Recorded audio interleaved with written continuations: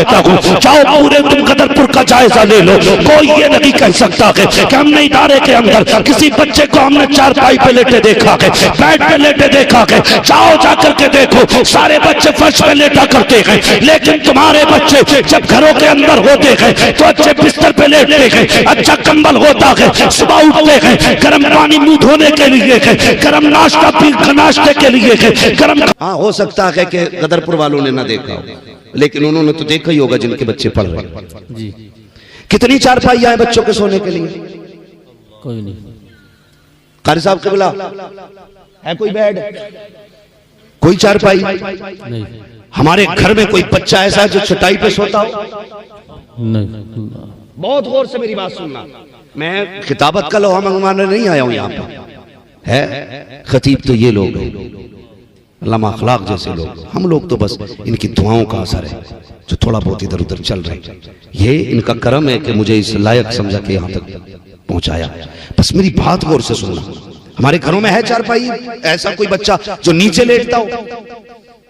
मैं अपने बच्चों को जानता हूं, अगर मेरे बच्चे बिना चप्पल के फर्श में पैर रखते तो मेरी बीवी चीखती है, कहती है नजला हो जाएगा जी, बेशक खांसी हो जाएगी। और हम देखते हैं अपनी आंखों से 5 मिनट बच्चा फर्श पर टहल ले, किसी की नाक चल जाती है, किसी को जुकाम हो जाता है, किसी के फेफड़ों में दर्द होता है, लेकिन आओ आकर के देखो, ये 5 मिनट की मैंने बात की है जो बच्चे बगैर जूते के फर्श पे घर में टहल लेते हैं। लेकिन आओ इदारों के अंदर देखो, बच्चों के बिस्तर भी आकर चेक करो, कितने तो इतने गरीब बच्चे भी होते हैं जिनके बिस्तर पे पैर रखो तो सर्दी फर्श की पैरों पे महसूस होती है। इतनी सर्दी के आलम में ऐसे ऐसे गद्दे होते हैं कि जिसमें फर्श की ठंडक का एहसास लिहाफ के अंदर हुआ करता है। वो कुछ ऐसे भी बच्चे होते हैं जो एक ही बिस्तर में 5 साल मदरसे में गुजार देते हैं, एक ही लिहाफ के अंदर 10 साल मदरसे में गुजारने वाले ऐसे भी तलबा होते हैं। लेकिन दावे के साथ कहता हूँ, जाओ पूरे तुम गदरपुर का जायजा ले लो। कोई ये नहीं कह सकता है कि हमने इदारे के अंदर किसी बच्चे को हमने चारपाई पे लेटे देखा है, बेड पे लेटे देखा है। जाओ जाकर के देखो, सारे बच्चे फर्श पे लेटा करते हैं, लेकिन तुम्हारे बच्चे जब घरों के अंदर होते हैं तो अच्छे बिस्तर पे लेटते हैं, अच्छा कंबल होता है, सुबह उठते हैं, गर्म पानी मुंह धोने के लिए है, गर्म नाश्ते के लिए है, गर्म खाना मौजूद है। लेकिन जब यही बच्चे रात को सोते हैं तो फर्श पे लेटते हैं, 3 बजे उठ जाते हैं, ठंडे पानी से वुजू करते हैं। आज कोई ठंडे पानी की जगह गर्म पानी देने के लिए मौजूद नहीं है, वुजू भी उसी पानी से है, गुस्ल भी उसी पानी से है। लेकिन चैलेंज के साथ कहता हूँ, पूरे शहर के अंदर आपके कोई ये बता दे गदरपुर के इस मदरसे में कोई इस वजह से मर गया हो कि ठंडे पानी से वुजू किया था, कोई इस वजह से मर गया हो कि फर्श पे सो रहा था, कोई इस वजह से मर गया हो कि ठंडी लग गई थी, कोई इस वजह से मरा हो कि सर्दी से मर गया है, कोई नहीं बता सकता। लेकिन चलो हॉस्पिटल में कितने लोग दिखाऊंगा, कहेंगे साकिब की 5 मिनट के लिए जमीन पे लेट गया था, इसके फेफड़े जाम हो गए, इसके गुर्दे जाम हो गए, इसकी सांस तंग हो गई। वो मुझे बता तो सही, तेरा बेटा 5 मिनट के लिए नंगे पैर फर्श पे आ जाए तो ठंड लग जाती है। ये पूरी सर्दियां बगैर लिहाफ के, बगैर बिस्तर के, बिना मौसों के ठंडे फर्श पे चलते हैं, बीमारी क्यों नहीं लगती है? कोई जवाब नहीं है। एक मदीने से जवाब आता है, नादान तूने नहीं देखा, जब बच्चे घर में होते हैं बेटा खुला के छुपा के, ये बाप देख रहा है, पैर खुले के छुपे हैं, ये बाप देख रहा है, इसका सर खुला के छुपा के, ये बाप देख रहा है, बिस्तर है कि नीचे है, ये बाप देख रहा है। लेकिन जब बच्चे मदरसे आते हैं तो किसका पैर खुला है? मुस्तफा देख रखे हैं। किसका चेहरा खुला है? मुस्तफा देख रखे हैं। कौन नंगे पैर चल रहा है? मुस्तफा देख रखे हैं। कौन ठंडे पानी से वुजू कर रहा है? मुस्तफा देख रखे हैं। तो सुनो, जब बच्चे घर होते हैं तो माँ बाप बचाते हैं, जब मदरसे आते हैं तो रसूल पाक बचाया। नारे तकबीर, नारे रिसालत, उलमाए अहले सुन्नत, मसलके आला हजरत, अजमत कुरान कॉन्फ्रेंस व जश्न दस्तार बंदी, मुफ्ती हम्माद रजा साहिब क़िबला, मुफ्ती हम्माद रजा साहिब क़िबला, नारे तकबीर, नारे रिसालत, जिंदाबाद जिंदाबाद। सुभान अल्लाह, सुभान अल्लाह, सुभान। ये है मदरसे। हाँ, जो मदरसे में आ जाते हैं वो फिर मुस्तफ़ा की नजरों में आ जाते हैं। बेशक बेशक। और जिन पे उनकी नजर पड़ जाए कसम खुदा की फिर बेड़ा ही पार कर देती है। बेशक सुभान अल्लाह। हाँ, जिन पे उनकी नजर पड़ जाए। एक बार अबू जहल के बेटे पे नजर पड़ी थी, एक बार पड़ी, फरमाने लगे हुजूर, दामन पकड़ लिया, फरमाया इकरमा, रब ने बड़ा हसीन बनाया है, मेरा कलमा पढ़ ले, मैं तुझे जन्नत ले जाऊंगा।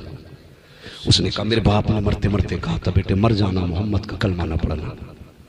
हुजूर मुस्कुरा दिए, इसलिए कि उसे नहीं पता था किसकी नजर पड़ी है, सुभान अल्लाह। मगर हुजूर जानते थे कहीं भी चला जा पलट के मेरे ही पास आना है। बेशक सुभान अल्लाह। कहा, जब तक बिके न थे तो कोई पूछता न था, तुमने खरीद कर हमें अनमोल कर दिया, बेशक तुमने खरीद कर हमें अनमोल कर दिया। मुस्कुराए ना हुजूर, इसने भाग लगा दी, दौड़ता रहा, लोगों मुझे बचाओ, मुझ पे मोहम्मद की नजर पड़ गई है।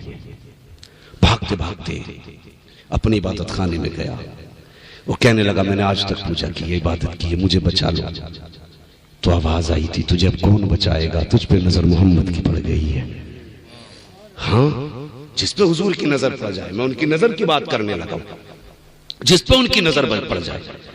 ने सोचा अच्छा आज तो हमारे होके ये उनकी बोली बोल रहे, लेकिन पता ना था जमीन व जमा तुम्हारे लिए, मकीन व मकान तुम्हारे लिए, चुनी व चुना तुम्हारे लिए, बने दो जहां तुम्हारे लिए। भाग लगा ये करमाने अपनी इबादत खाने से निकल के, तो फिर मर जाना ही बेहतर है। जब कोई नहीं बचाएगा तो मर जाते। नदी के पास गया, ऊंचे टीले पे चढ़ा, छलांग लगा दी, और जैसी छलांग लगाई ना, नहर की लहरों ने ना गोद में ले लिया, उठा के किनारे पे रख दिया।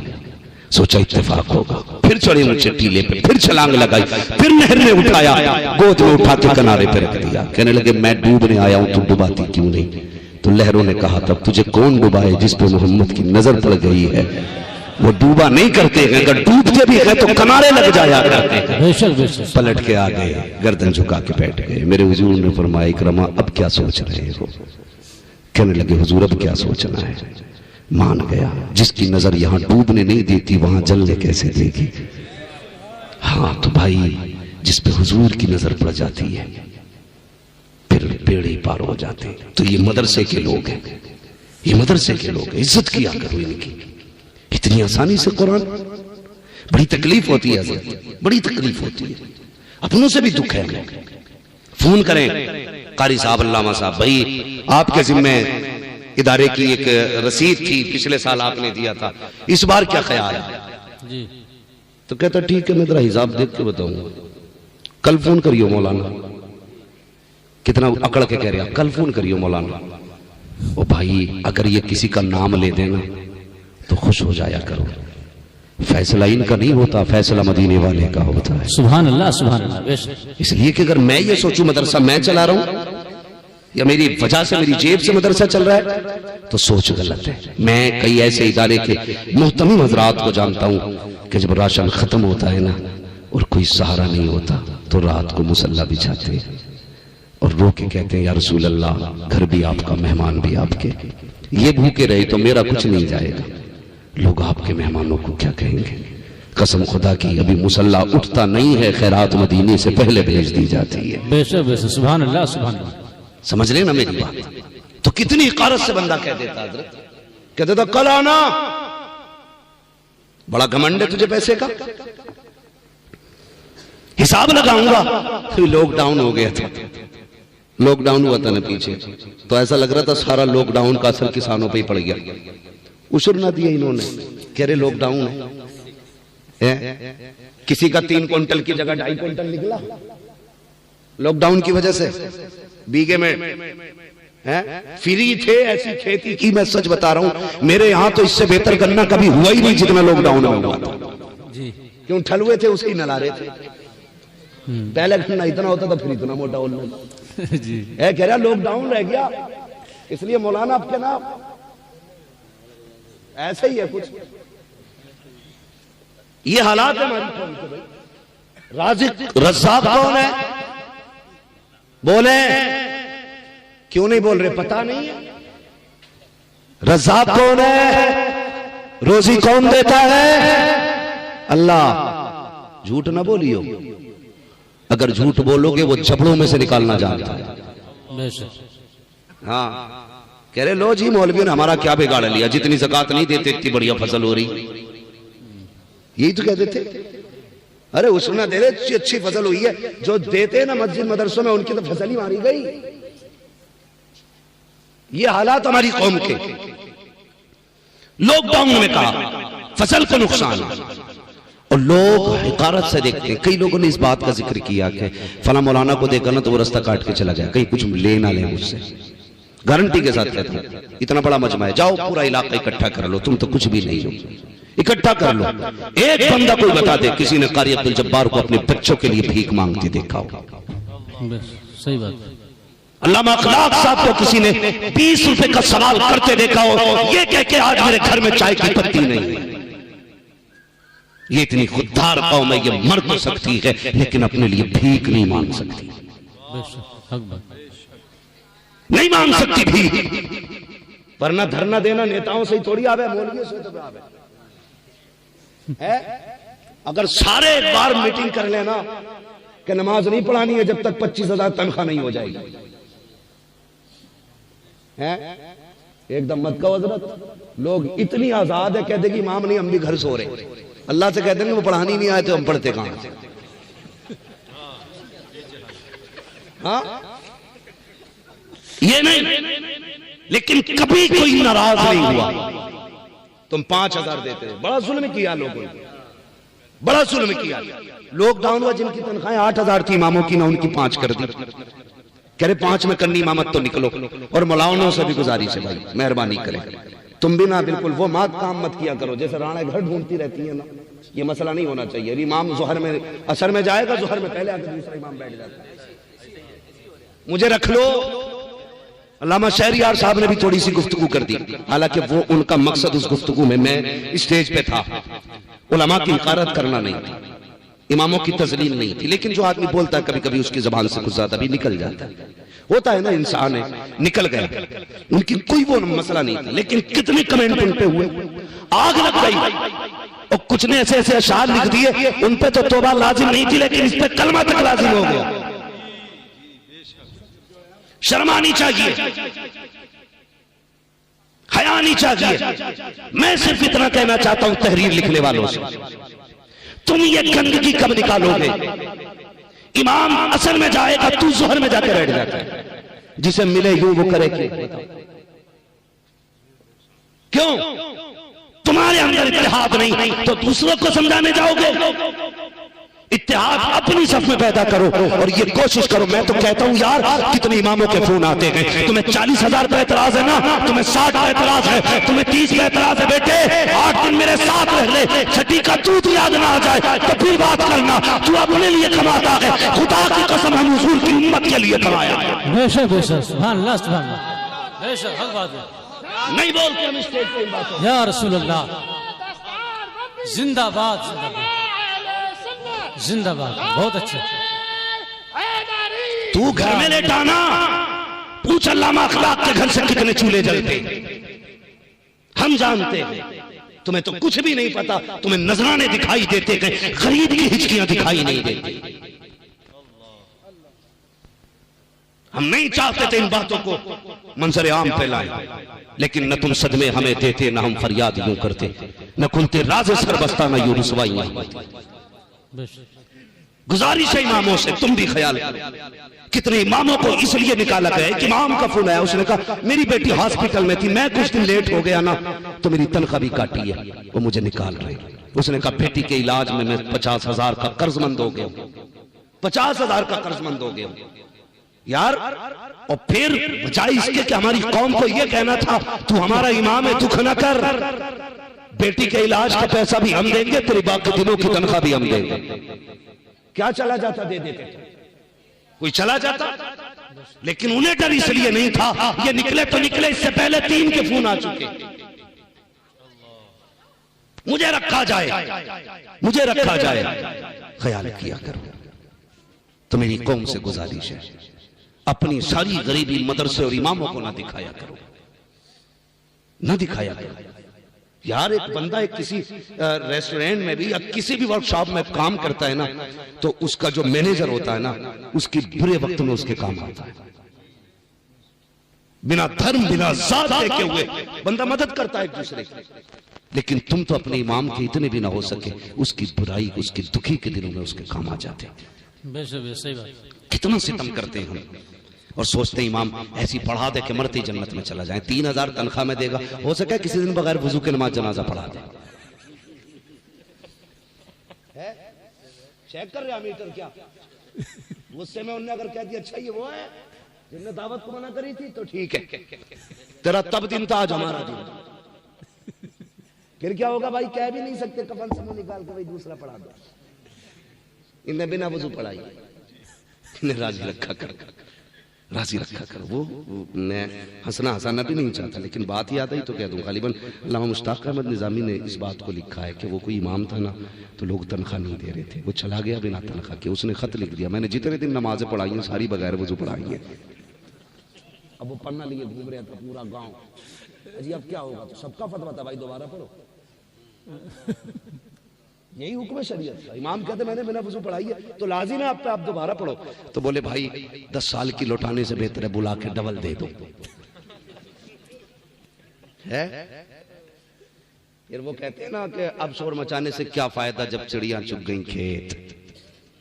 हाँ, फिर पन्ना लिए घूमने से कुछ नहीं होगा। इखलास पैदा करो, इखलास पैदा करो।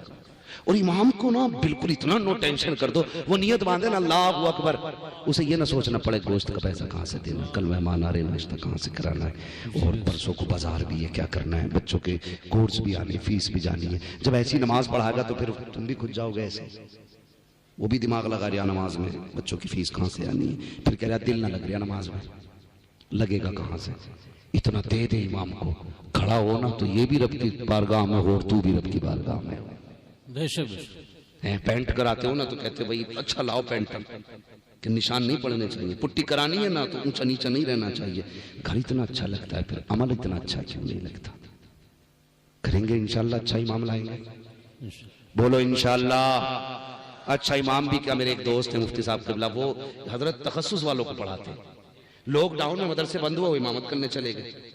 तो एक मुखिया खड़ा होकर बोला जिसे बिस्मिल्लाह याद नहीं आती थी, पहले तुम्हारा टेस्ट लेंगे हम।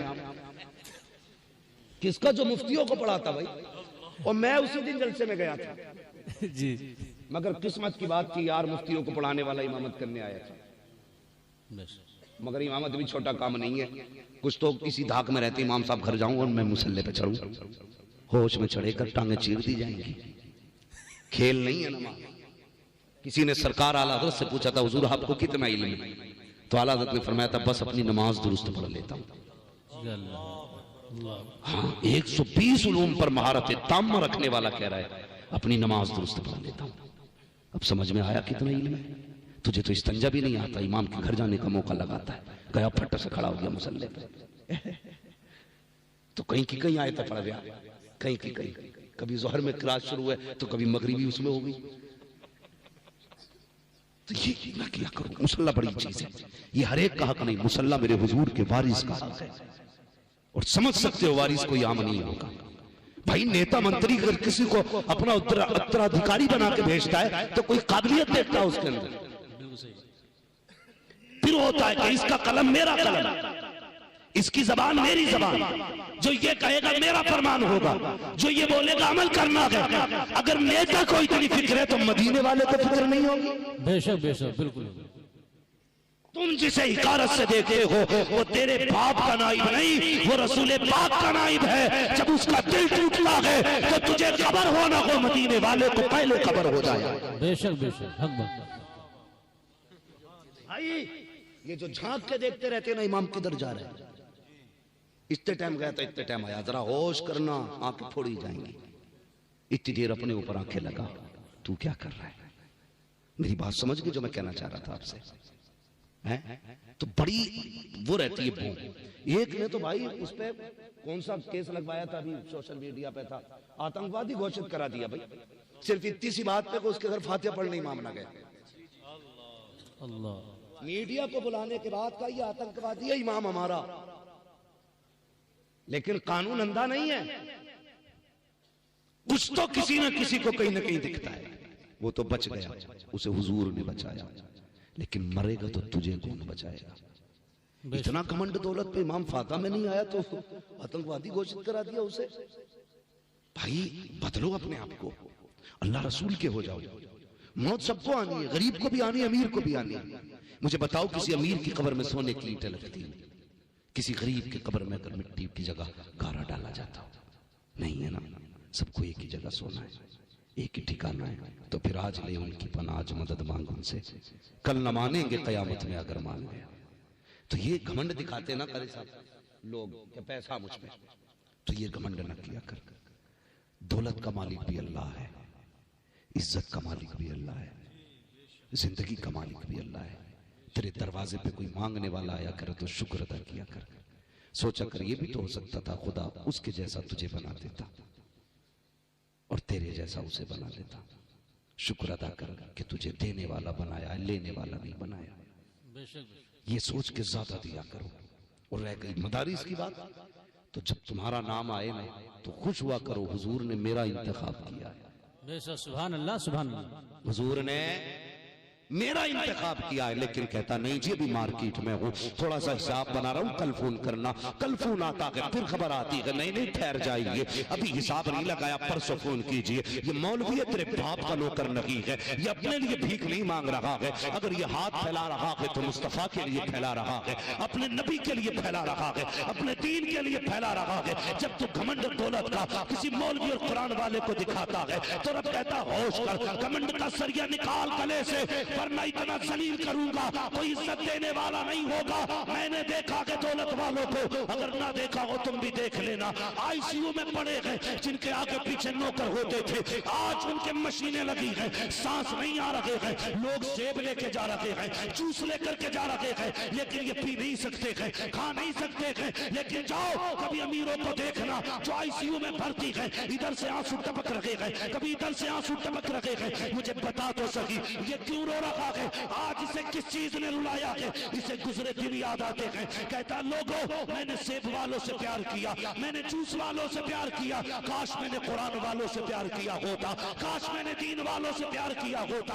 अगर मैंने कुरान वालों से प्यार किया होता, तुम फल ला रहे हो मेरे किसी काम के नहीं है, जूस ला रहे हो मेरा किसी काम का नहीं है। काश मैंने किसी कुरान के कारी से प्यार किया होता तो कोई यासीन लेके आ जाता, कोई सूरह रहमान लेके आ जाता, कोई सूरह मुल्क लेके आ जाता, कोई सूरह फातिहा लेके आ जाता।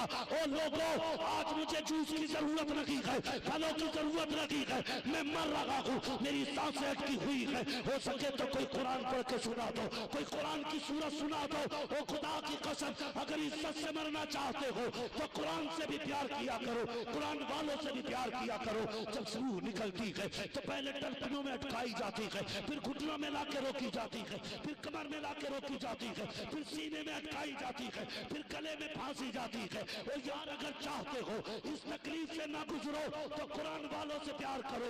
इधर ये कुरान पढ़ेंगे, अल्लाह तुझे इज्जत की मौत भी देगा, तुझे जन्नत भी अता फरमाएगा। नारे तकबीर, नारे रिसालत, उलमाए अहले सुन्नत, अज़मत कुरान, अज़मत कुरान, मुफ्ती हम्माद साहिब किबला, नारे तकबीर, नारे रिसालत। सुभान अल्लाह। थके तो नहीं अभी भाई?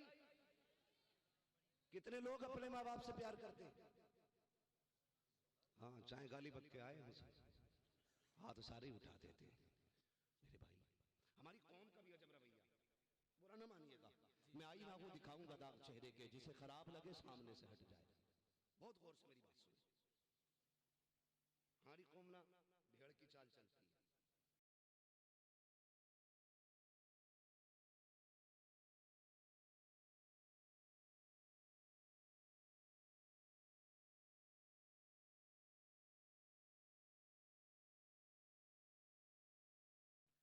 हाँ जी, अब्बा मरे सीधा मार्केट जाता, आप पेटी का हदिया करेगा, उस पे लिख देगा अब्बा का नाम डाली।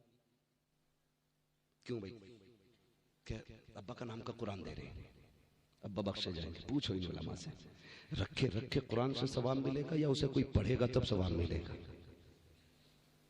इतनी पेटियां हो गई कि पारे घुन गए रखे रखे। ये सुना हमने, आपने भी पढ़ा है हम लोगों ने, और आपने बार बार सुना होगा क़यामत में कुरान शफाअत करेगा, कहेगा यार अब ये मुझे पढ़ता था, इसे बख्श दो।